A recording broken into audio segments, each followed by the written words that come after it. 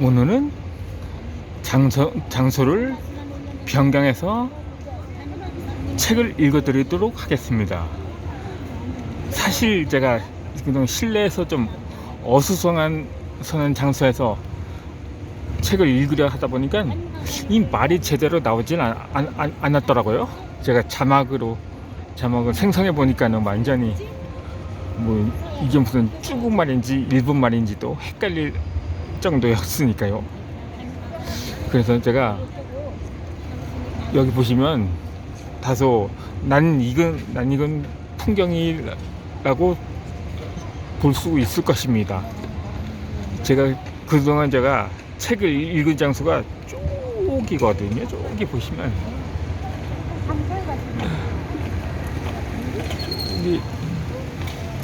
저기가 바로 교보문고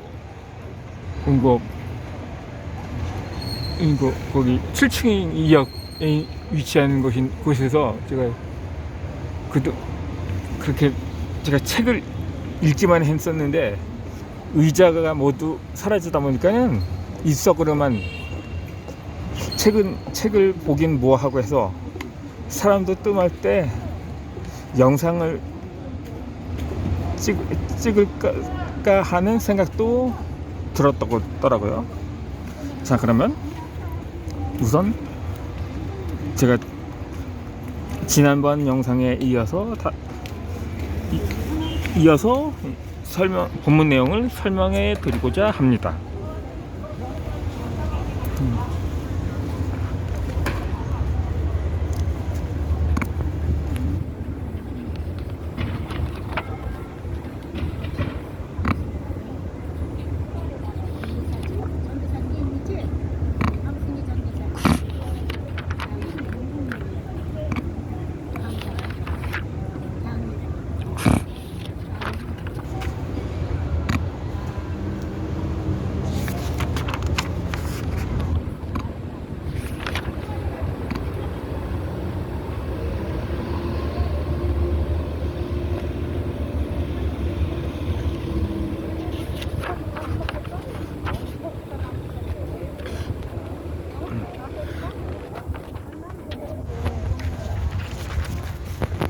오늘따라 바람이 좀 세차게 불어서 이 야외 촬영이 가능할까 했는데, 근데 오늘 새벽까지만 해도 거의 무슨 태풍이 올라온 줄 알았어요. 그런데 단순히 하는 돌풍이더라고요. 지금 잠잠해졌긴 한데 아직도 약간 바람에 책장에 남기가 다소 수월하지 못했던 점 양해를 부탁드리겠습니다. 과거를 보며 미래를 결정한다. 애굽 노예 시절을 거치면서 이스라엘 민족들은 어느덧 음식과 문화와 습관과 많은 면에서 애굽의 영향을 받았다. 아마 4대를 이었거든요. 원래 이스라엘에서 이전엔 가나안이라고 불렀죠. 기근이 들면서 야곱 때에 집단 이주를 하면서 그곳에서 자녀들을 낳고 번성하면서 거의 400년 넘는 세월을 생활하다 보니까 완전히 이게 습관이 참 무섭더라고요. 물론 저도 그런데 한번 습관 가진 게 영 바꾸기가 어렵더라고요.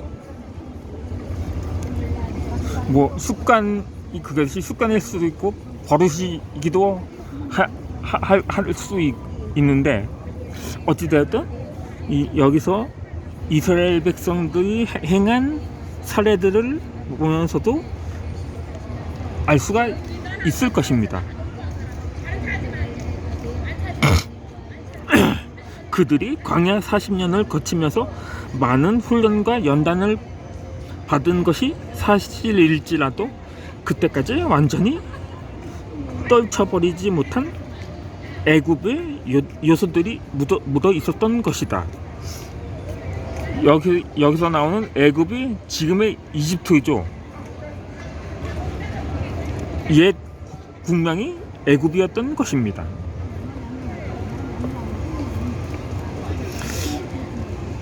그것은 특히 그들의 자녀들에게도까지 영향을 끼쳤다. 여호수아는 가나안에 입성하고 말년에 이스라엘 백성들에게 과거에서 멀어지라고 권면하였다. 이 말은 애굽에서 이 일을 모두 잊어버리라는 의미이기도 하다.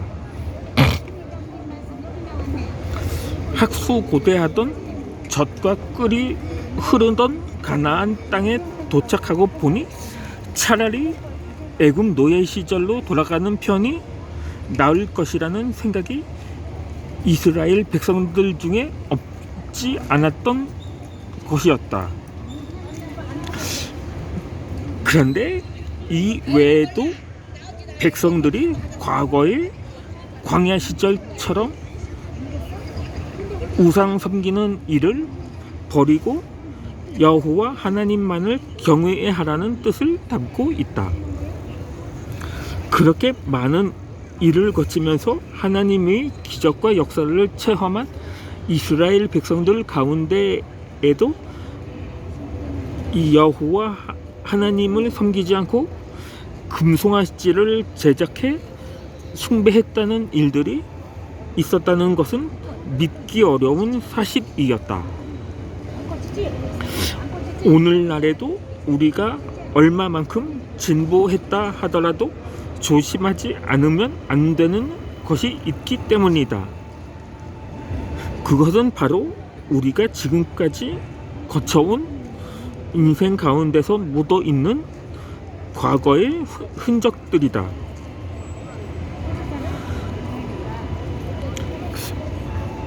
지금의 우리나라도 마찬가지로 한창 과거 청산이다 뭐다 해서 이를 둘러싸고 갈등이 많은 게 현실입니다.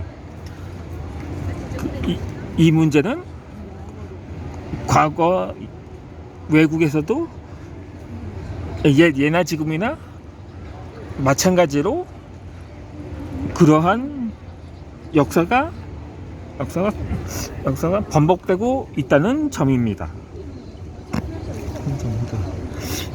이스라엘 백성들에게 있어 광야 생활은 힘들었지만 가나안 땅이라는 목표로 앞만 보고 달려왔던 시절이 있었을 것이다. 가나안 땅이 가난한 나라라고는 지금 이 설명과도 상당히 대조적인 가나안의 상황이기도 합니다. 젖과 꿀이 흐르는 땅이라고 하니까 말입니다. 예로부터 그렇게 불러왔던 것이죠. 무려 430년 동안 애굽 종세대에 이르은 광야 세대와 가나안 입성 초기 여리고성 세대가 떠나고 세월이 흐르면서 어느 정도 평화를 이루었던 이스라엘 민족은 다시금 이웃나라와의 도전으로 다시금 이스라엘 백성들은 그들과의 싸움에 맞서야 했다. 광야 시절에는 그래도 만나와 메추라기의 임재함을 보았으나 가나안 땅에 들어가면서 전 스스로 파종하여 식물을 생산해내어야 했기 때문이다. 그러니까 당시에 목격했던 하나님의 역사를 차츰 잊어버리기 시작했던 거죠.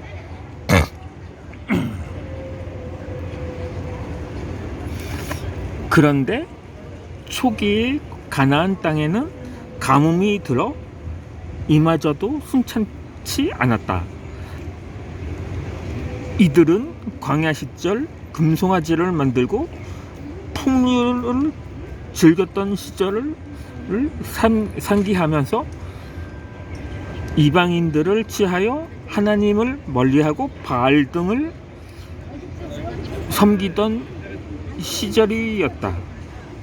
한창 그때가 좋았다, 옛날이 좋았다 하는 말들을 많이 하면서 노세 젊어서 노세 늙어지면 못 노나니 이렇게 노래를 하고 가물을 즐기면서 그랬던 시절을 좋았다고 회상하는 사람들이 예나 지금이나 많았다는 점입니다.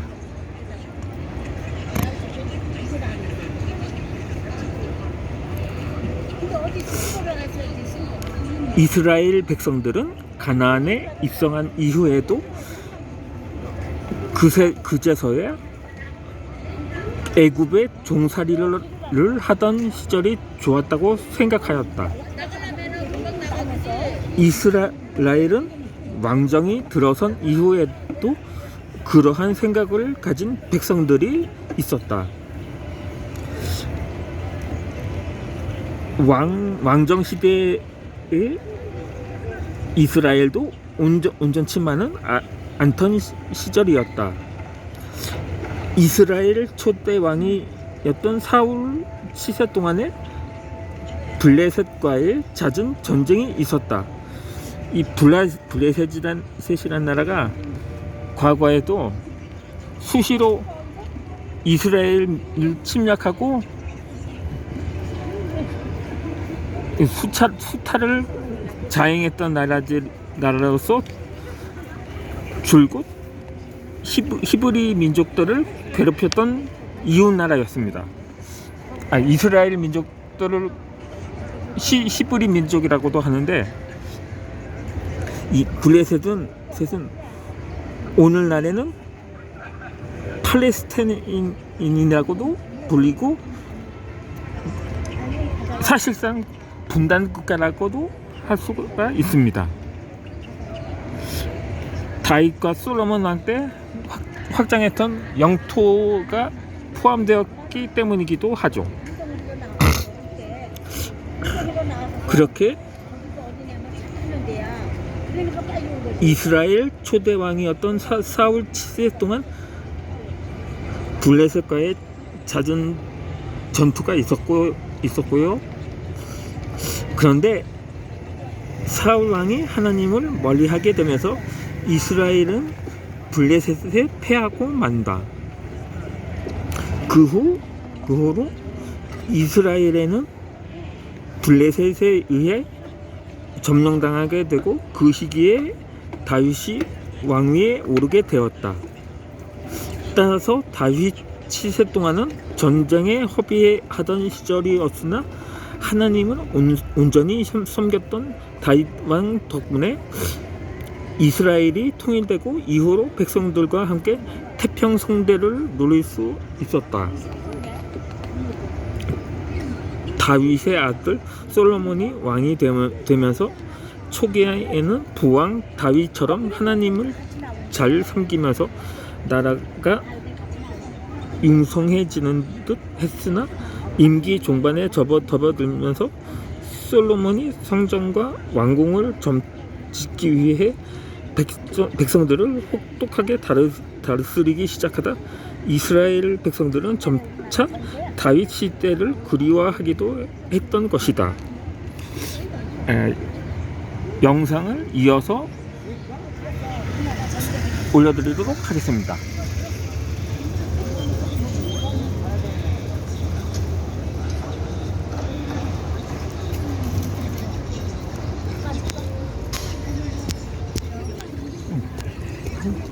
아니 왜?